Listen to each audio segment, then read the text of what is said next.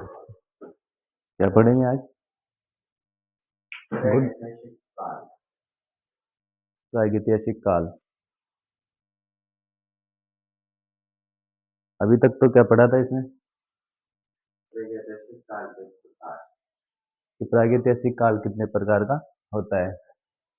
इसका समय देख लिया था, किसका समय क्या है। आज जानेंगे कि प्रागैतिहासिक काल के प्रमुख स्थल, जहाँ पर अपने को प्रागैतिहासिक कालीन गुफाएं मिली है, प्रागैतिहासिक कालीन चित्र प्राप्त हुए, उसके बारे में आज विस्तार से जानेंगे। तो सबसे पहले हम देखेंगे मध्य प्रदेश के प्रमुख प्रागैतिहासिक कालीन चित्र। प्रागैतिहासिक का मतलब क्या होता है? सबसे बड़ी बात ये बताओ मुझे पहले। आदिकाल। इसका समय क्या माना जाता है? 30,000 ईसा पूर्व से 3,000 ईसा पूर्व इसका समय माना जाता है। मानव ने सर्वप्रथम चित्रकला का प्रारंभ किस काल में किया था? मानव ने सर्वप्रथम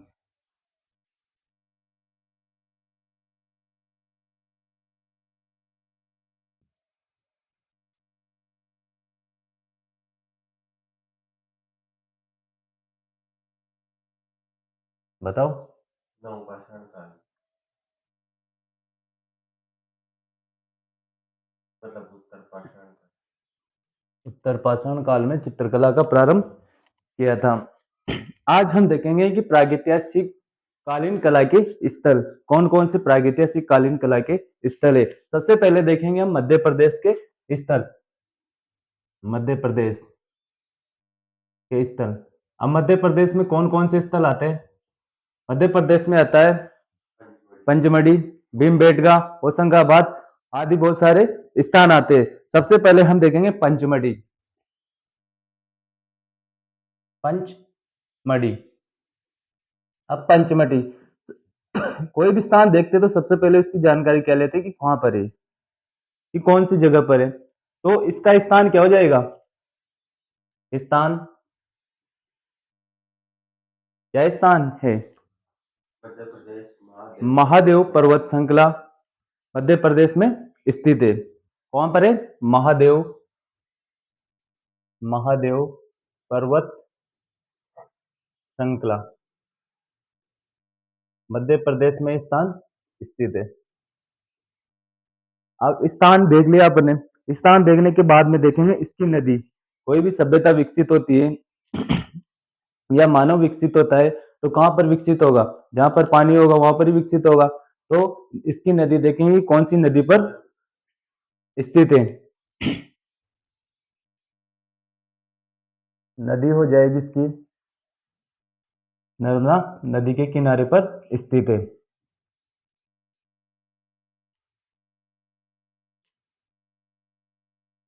ये स्थान हो गया, नदी हो गई।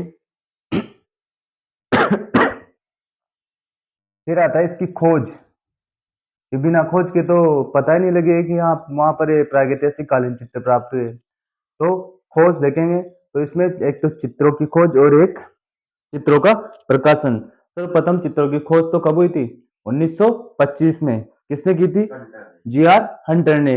और चित्रकला चित्रों का प्रकाशन किसने किया था? 1936 में। किसने किया था? डीएच गार्ड ने चित्रों का प्रकाशन किया था। तो खोज तो किसने की थी? चित्रों की खोज किसने की थी? 1925 में जीएच हंटर हंटर ने। और चित्रों का प्रकाशन चित्रों का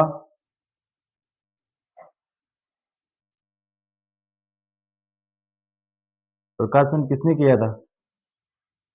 1936 में डीएच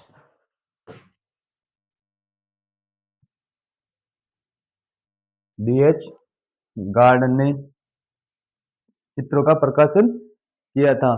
तो ये तो हो गई पंचमढ़ी की, क्या हो गई? पंचमढ़ी का स्थान कि कहां पर स्थित है। महादेव पर्वत श्रृंखला मध्य प्रदेश में स्थित है। इसके बाद में कौन सी नदी के किनारे पर है? तो नर्मदा नदी के किनारे पर स्थित है। और फिर आता है इसकी खोज। इसकी खोज की थी 1925 में जीआर हंटर ने इसकी खोज की थी। फिर आता है चित्रों का प्रकाशन, कि चित्रों का प्रकाशन किसने किया था? तो डीएच गार्ड ने इसके चित्रों का प्रकाशन किया था। खोज का मतलब तो है कि हाँ कि वह यहाँ प्रागैतिहासिक कालीन चित्र प्राप्त हुए, परंतु प्रागैतिहासिक कालीन चित्रों का प्रकाशन किसने करवाया था? डीएच गार्ड ने करवाया था। फिर देखेंगे कि यहाँ पर कितनी गुफाएं मिली है। कितनी गुफाएं मिली है? यहाँ पर लगभग 50 गुफाएं मिली है। गुफाएं लगभग 50 गुफाएं यहाँ से प्राप्त हुई है, या 50 गुफाओं में यहाँ पर चित्र मिले हैं। मिले? आया यहाँ तक समझ में?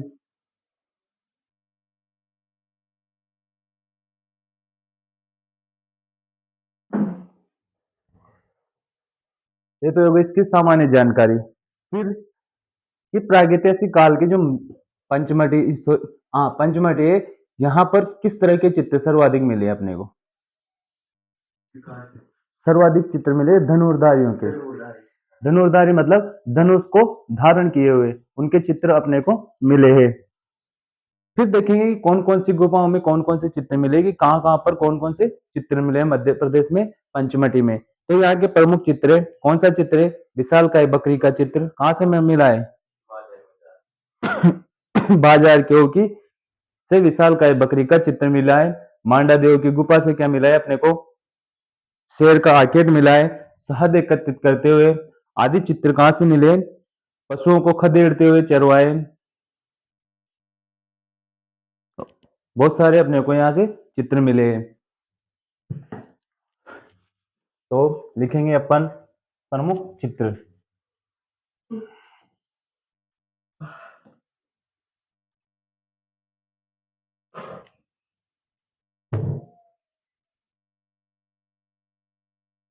प्रमुख चित्र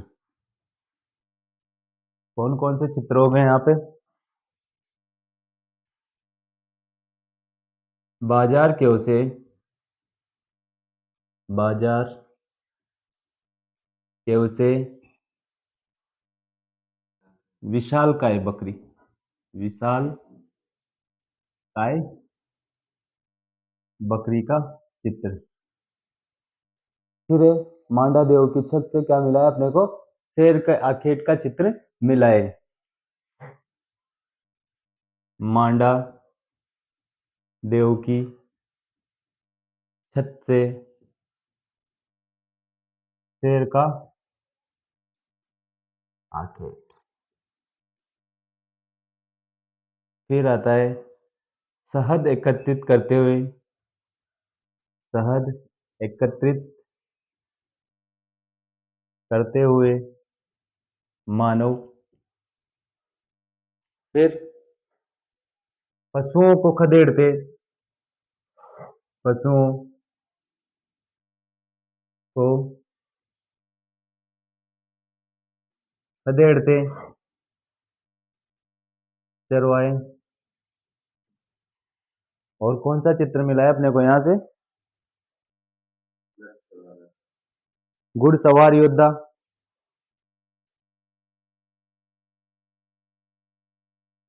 घुड़ सवार योद्धा। फिर कौन सा है?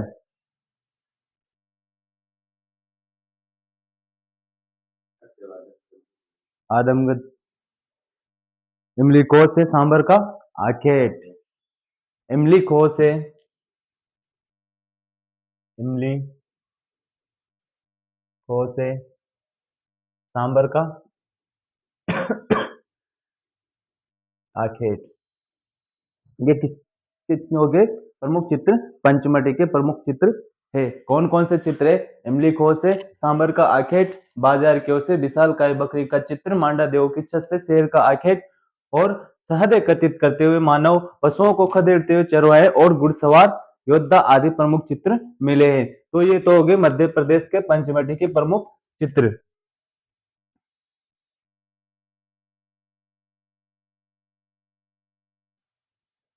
यहां तक समझ में आ गया? चित्र हो गए, सामान्य जानकारी हो गई। फिर जो प्रागैतिहासिक काल का मध्य प्रदेश का पंचमढ़ी स्थल है उसको 3 भागों में बांटा गया है। इनके चित्रों को 3 श्रेणियों में बांटा गया है कि किस तरह के यहाँ पर चित्र बने हैं। पंचमढ़ी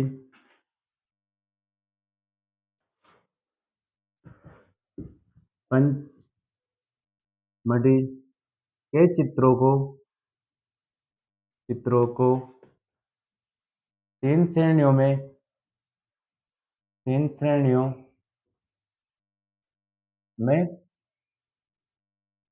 बांटा गया है। अब 3 श्रेणियां कौन कौन सी है पता है? पहले स्तर के चित्रों में तख्तीनुमा तथा डमरूनुमा चित्र मिले हैं। 3 श्रेणियों में जो चित्र मिले हैं जिसमें प्रथम श्रेणी का जो चित्र मिला है उसमें जो चित्र मिले अपने को डमरूनुमा या तख्तीनुमा चित्र मिले हैं। प्रथम श्रेणी के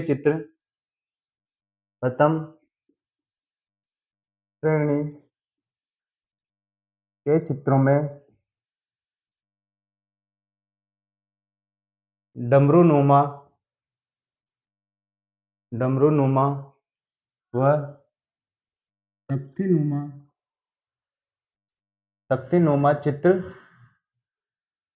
मिले हैं।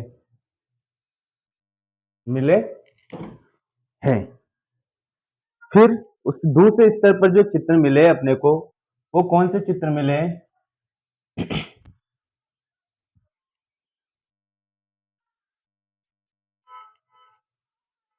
दूसरे स्तर पर जो चित्र मिले वो अपने को शिकार के सर्वाधिक चित्र मिले हैं। दूसरे स्तर पर जो पंचमढ़ी में जो चित्र मिले वो अपने को शिकार के चित्र मिले हैं। तीसरे स्तर पर चित्र मिले हैं घरेलू जनजीवन और सामाजिक जीवन से संबंधित चित्र प्राप्त हुए हैं। और आकृतियों को कैसा बनाया गया है? स्वाभाविक चित्रित किया गया है।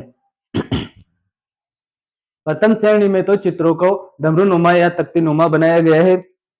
दूसरी श्रेणी में या दूसरे स्तर पर चित्र बने हैं वो शिकार के सर्वाधिक चित्र प्राप्त हुए हैं। शिकार के चित्र। और तीसरी श्रेणी में या तीसरे स्तर पर जो चित्र मिले अपने को वहां पर मानव जो आकृतियां बनाई गई है उनको कुछ स्वाभाविक बनाया गया है और घरेलू जनजीवन या तथा सामाजिक जनजीवन से संबंधित यहाँ पर चित्र मिले हैं। आकृतियों को कैसा बनाया गया है? आकृतियों को स्वाभाविक बनाया गया है तथा घरेलू व सामाजिक जनजीवन से संबंधित चित्र मिले हैं। पंचमढ़ी के चित्रों को 3 स्तरों में बांटा गया है। पंचमढ़ी के 3 स्तरों में प्रथम स्तर में जो चित्र बने हैं वो डमरूनुमा तथा तख्तीनुमा चित्र बने हैं और तृतीय श्रेणी के जो चित्र बने हैं उनमें कैसे चित्र बने? शिकार से संबंधित चित्र बने। और तीसरे स्तर पर जो चित्र बने हैं वो कैसे बने? चित्रों को स्वाभाविक बनाया गया है तथा घरेलू जनजीवन और सामाजिक जनजीवन से संबंधित यहाँ पर चित्र बने हैं। ये हो गई अपनी पंचमढ़ी की गुफा।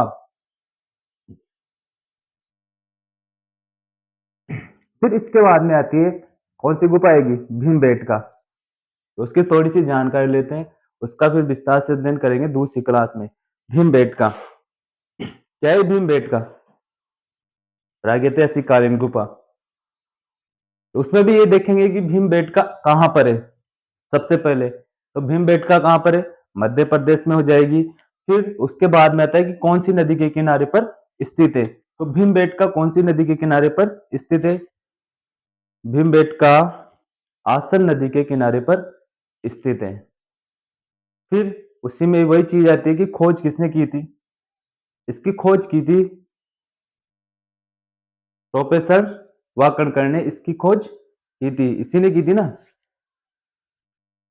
इसकी मदद से, वात्सल की मदद से इस गुफा की खोज की थी। फिर आता है कि गुफाएं कितनी है।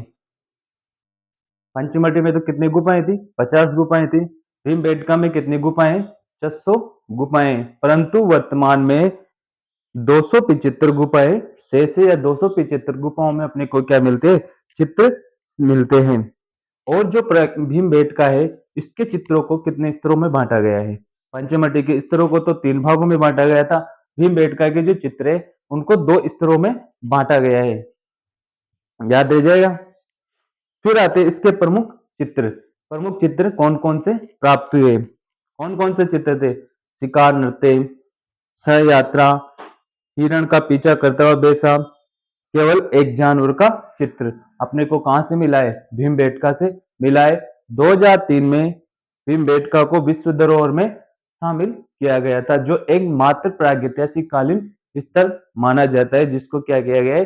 विश्व धरोहर में शामिल किया गया है। इसके बारे में विस्तार से जानकारी लेंगे अपनी नेक्स्ट क्लास में।